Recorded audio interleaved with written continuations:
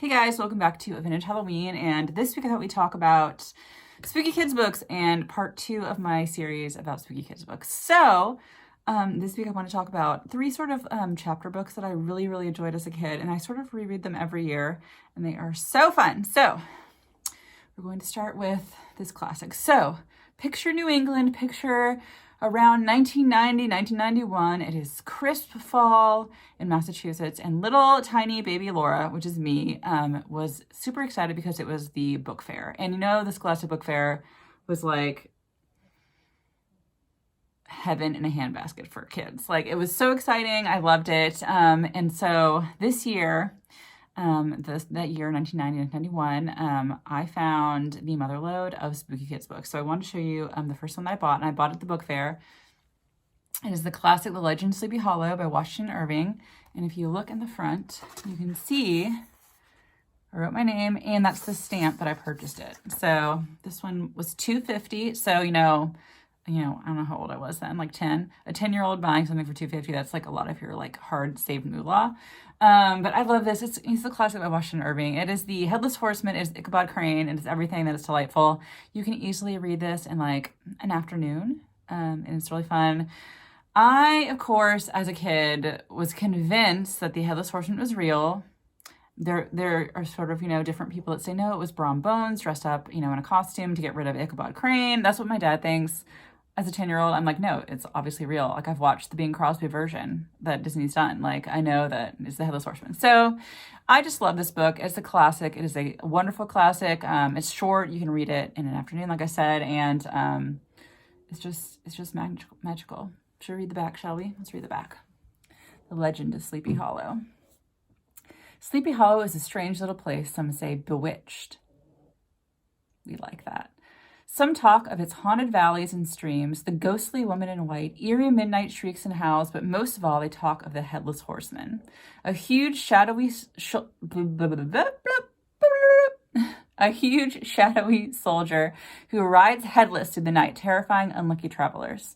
Schoolteacher Ichabod Crane is fascinated by these stories until late one night, walking home through a wily swamp, he finds that maybe they're not just stories.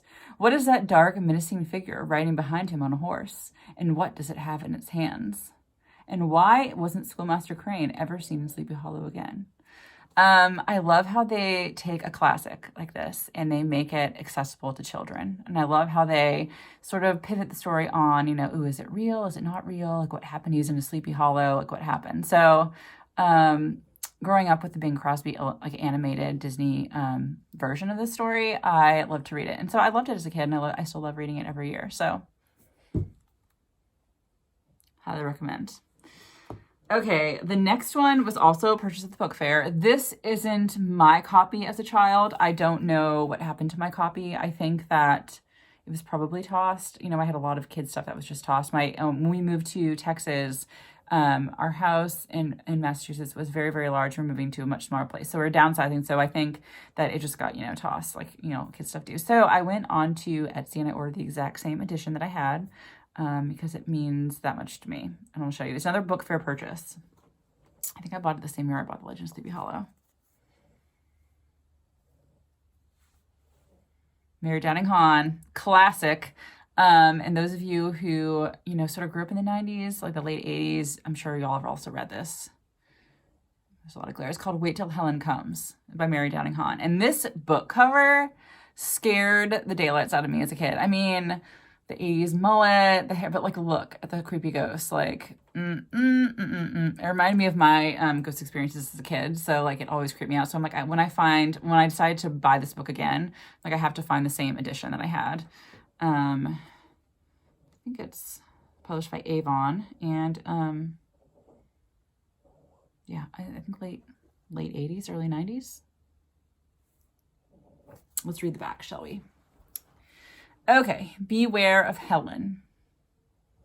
Heather is such a whiny little brat, always getting Michael and me in trouble. But since our mother married her father, we're stuck with her, our poor stepsister, who lost her real mother in a mysterious fire. But now something terrible has happened. Heather has found a new friend out in the graveyard behind our home, a girl named Helen, who died with her family in a mysterious fire over 100 years ago. Now her ghost returns to lure children into the pond to drown. I don't want to believe in ghosts, but I followed Heather into the graveyard and watched her talk to Helen, which is, of course, like the cover of the book. And I'm terrified, not for myself, but for Heather. This book, to me, is scary AF for a child. Okay, so we have a ghost who's luring kids to their death in a pond. Like, this is like very like a serious like horror theme. It like deals with like drowning and death and like sort of like very creepy, heavy themes, and it's for kids. Like, it's a very heavy story. It's a very creepy story. I also think there are different like hallmarks of like kids stories that you'd see back in that time period. So basically the plot is they move into this abandoned church. I think the beginning of the book has, let me look, bear with me. It has, yes, it has a map. So this is the whole land they go through. So the church, they live here. And this is the graveyard, the woods, the marsh, like the Harper house where Helen had lived. And this is the pond. And so you basically have a setting of a story that's very, very easy to understand, very, mapped out for you. It is creepy. I read this every year. Just for fun, but it is so creepy. And what's funny, like, about books from this time period, like, I think in the 80s, the parenting style was like, go out, have fun, go play, come back when it's dark. Like, I know, like, me growing up, that's what we had. Like, we could just like run around the neighborhood with our friends on our bikes. And then at night in the summer, like when the street lights came on, we came home. And that's what we sort of did. So the parents in the story are sort of like that. They're like, yeah, you have to watch your younger stepsister all summer long while we work. And it's sort of like nowadays you're like, that's sort of, ridiculous parenting, especially with a kid who's been traumatized and her mom died in a fire. Like, I don't know. That's the adult me thinking about it. But also, like, for a kid's book, you want the kids are the protagonists. The kids are the ones that solve the mystery, that save the day. And the parents are always sort of, out the periphery, sort of in the background, out of it completely, while the kids save the world, basically. And that's sort of the structure this book follows. Like, the parents are just sort of like, useless in the background while the kids are out solving mysteries. But like this one, like, Helen is so creepy and like does things that are so like twisted and creepy that you're like, is this thing like demonic? It's not, obviously. I mean, it's a kid's book, but like, I mean, she goes, like, Heather like tells Helen, this is Heather, the girl, the stepsister, and this is the ghost Helen. So this is the main character, Molly, and so she's telling the story. And so Molly's room gets trashed by Helen because Heather told her to do it. And it's just like, it is creepy, it's atmospheric. I'm not going to give away the story because I think everyone should read it. As an adult, everyone should read it. It's scary. I think it's still scary to this day. It's a scary book, and I think it's one of Mary Downing Hahn's best books. And I've read a bunch of her books. And this one doesn't get boring, even as an adult. Like, it's really intriguing. I remember reading this. We had friends who had I think like a lake house in New Hampshire somewhere. I'm not sure where in New Hampshire, but it was beautiful, like on this little lake. And it was like covered with like, ancient oak trees. And it was the fall. It was like October. And I bought this at the book club. I bought this and I bought this. And we drove up to New Hampshire, and I read this in the car. I remember like the atmospheric fog like over the lake, and like reading this about, a lake. And it was creeptastic, and I love this book. I read this every year. It is creepy. Forewarning, it's creepy, but it's very good. So that's Wait Till Helen Comes. The last book is sort of a Newbery Medal book award. It's like historic fiction. I enjoy this book immensely. It's called The Witch of Blackbird Pond. And I wonder if, like, let me know if you guys have also read it. I'm trying not to get a lot of glare on it. It's by Elizabeth George Speare. I think it was written in maybe the 50s. I'm not really sure. So basically it's about, let's read the back, shall we? Let's read the back. Here we go. There was something strange about this country of America. Something that they all seemed to share and understand that she did not. Kit has grown up on the island of Barbados, loved and pampered by her grandfather, but after his death, Kit must leave. It's not proper for a 16-year-old girl to live by herself.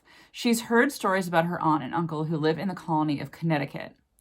These are the only relative Kit knows of, so alone and desperate, she set sail to live with them in New England. This is like the time of the Pilgrims, basically. It's definitely the 1600s. When she arrives, Kit is shocked by the gray, damp landscape, but even more stunned by the puritanical lifestyle of her uncle's household. Fitting in is not easy until she meets Hannah Tupper, an older woman who lives alone and is the only person who lets Kit be herself. But the colonists believe Hannah is a witch. If they discover Kit is her friend, they will think the same of her. Kit must choose. Should she abandon her only friend or stand by her and risk losing everything? So it's historical fiction set sort of like the witch trial time period, but it's just like fascinating. Like it's so historically interesting about, the Puritans and how like strict they were and how they were very like, dogged in their beliefs and like how everyone was afraid of witches in that time period, and how this poor, woman who's obviously not a witch and like just like an older woman living alone was, targeted. And it's very interesting. It's very excellently written. It's very interesting. And the end is wonderful, how the story resolves, and just seeing, because we are outsiders coming into that time period, not understanding it. So Kit, the protagonist, is not from New England. She's from Barbados. It's a very different place. Like, okay, guys. They want her, so the people after her grandfather dies, they want her to marry like a 70-year-old man, and she's 16. And she's like, goodbye. Peace, I'm going to New England.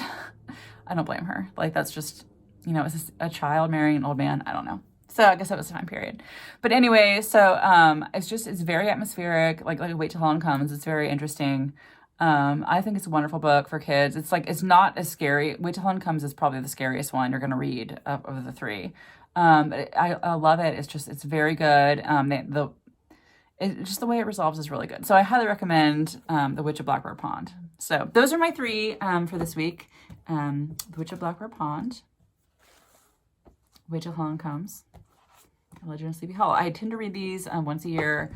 I highly recommend them. I think they're really fun. So for the second install, those are sort of chapter books that are sort of fun to get into in our spooky book review. So let me know in the comments if you guys have read them, what you think of them.